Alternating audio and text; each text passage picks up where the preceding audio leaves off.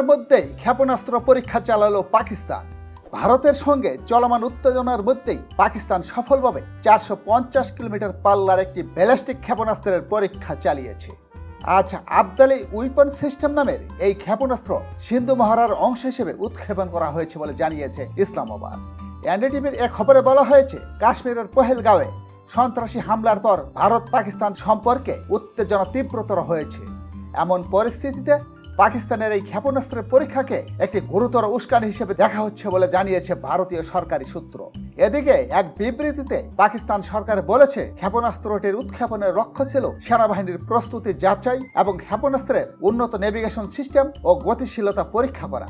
এতে আরো বলা হয়, এর সফল উৎক্ষেপণের মাধ্যমে প্রধানমন্ত্রী শাহবাজ শরীফ ও সামরিক বাহিনীর শীর্ষ কর্মকর্তারা সেনাবাহিনীর প্রস্তুতি এবং প্রযুক্তিগত সক্ষমতার প্রতি পূর্ণ আস্থা প্রকাশ করেছেন। তবে ভারতের অভিযোগ, পাকিস্তান নিয়মিতভাবে যুদ্ধবিরতি লঙ্ঘন করছে এবং আন্তর্জাতিক সীমান্তে উত্তেজনা বাড়াচ্ছে। গত 22 এপ্রিল জম্মু কাশ্মীরের পর্যটন কেন্দ্র পহেলগাঁও উপত্যকায় সন্ত্রাসী হামলায় কমপক্ষে 26 জন নিহত হন, যাদের মধ্যে ছিলেন একজন নেপালি পর্যটক ও একজন স্থানীয় ঘুরসওয়ার।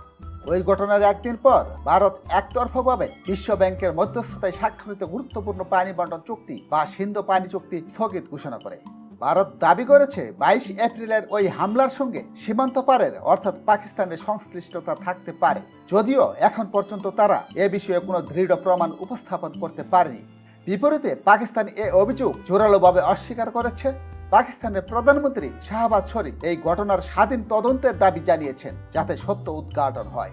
এসব ঘটনায় দুই দেশের মধ্যে কূটনৈতিক টানাপোড়েনের পাশাপাশি সামরিক প্রস্তুতিও বাড়ছে। তারই মধ্যে পাকিস্তানের এই ক্ষেপণাস্ত্র উৎক্ষেপণ দক্ষিণ এশিয়ার নিরাপত্তা পরিস্থিতিকে আরো জটিল করে তুলছে বলে মনে করছেন বিশ্লেষকেরা। এদিকে পাকিস্তানের আবদালি ক্ষেপণাস্ত্রের সফল পরীক্ষার পর চীন হিমালয়ের পাদদেশে একটি গুরুত্বপূর্ণ সামরিক মহড়া চালিয়েছে। পরিস্থিতি কোন দিকে যাচ্ছে দেখার বিষয়।